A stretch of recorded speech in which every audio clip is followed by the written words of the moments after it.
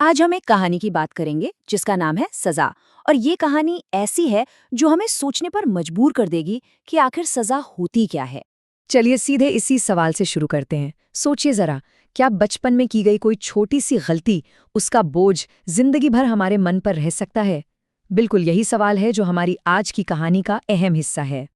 तो कहानी शुरू होती है और हमें ले जाती है अतीत की, यानी पास्ट की, एक ऐसी गली में जहां एक याद ना सालों से एक बोझ की तरह दबी हुई है, पर आज भी बिल्कुल ताज़ा है। मिलिए विजय से।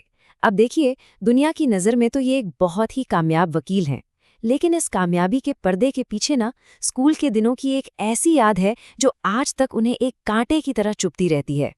सोचिए, गांव छोड़े सालों हो गए, शहर भी बदल गया, लेकिन एक चीज नहीं बदली, वो बोझ जो उनके मैथमेटिक्स टीचर से जुड़ी एक याद ने उनके मन पर डाल रखा है।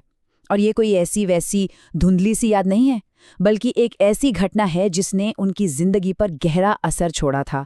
तो सवाल ये है कि आखिर वो घटना थी क्या? ऐसा क्या हुआ था?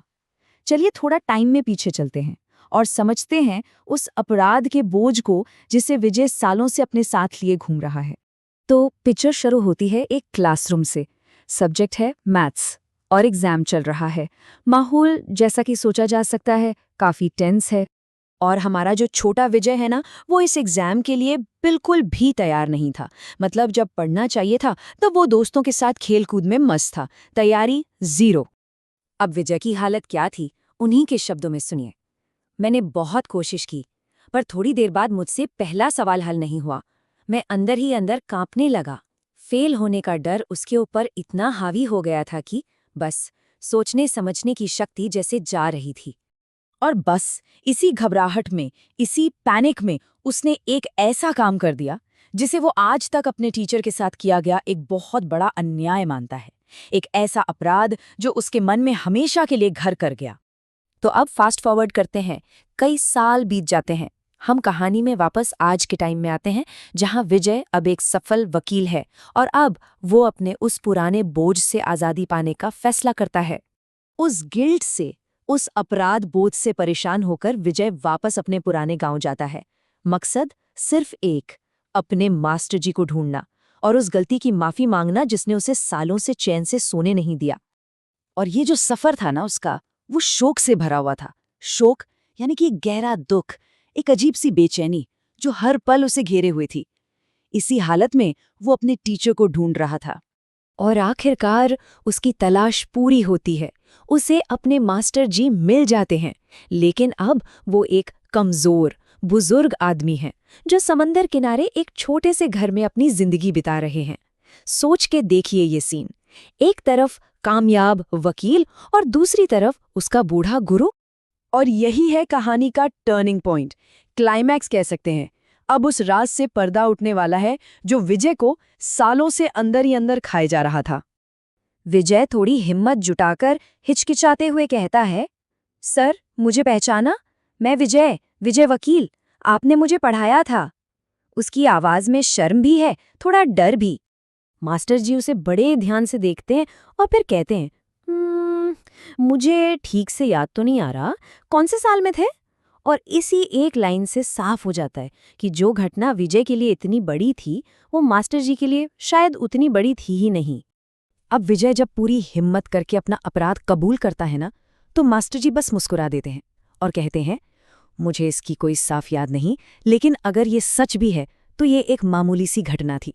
सोचिए, जिस बोझ को विजय ने पूरी जिंदगी अपने सीने से लगा कर रखा, वो उसके टीचर के लिए बस एक मामूली घटना थी।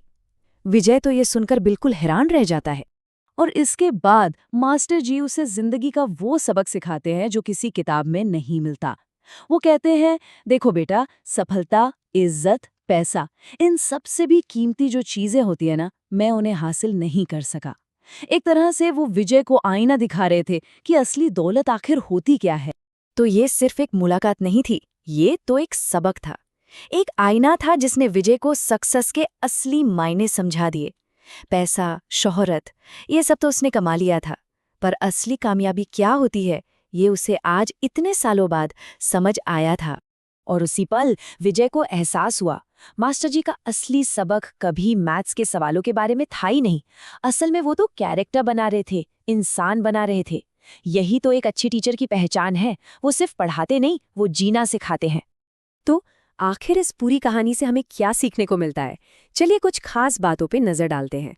पहली बात, असली दौलत पैसा या स्टेटस नहीं, एक मजबूत कैरेक्टर है। दूसरी, माफी मांगने वाले से ज्यादा माफ करने वाला आजाद होता है, जैसा कि मास्टर जी ने किया। और तीसरी और सबसे जरूरी बात, सबसे बड़ी सजा वो होती है जो हम खुद को देते हैं। देखे ना, विजय को किसी और ने नहीं, उसके अपने गिल्ट ने सालों तक कैद रखा था, और आखिर में एक अच्छे गुरु का असर वो जिंदगी भर रहता है।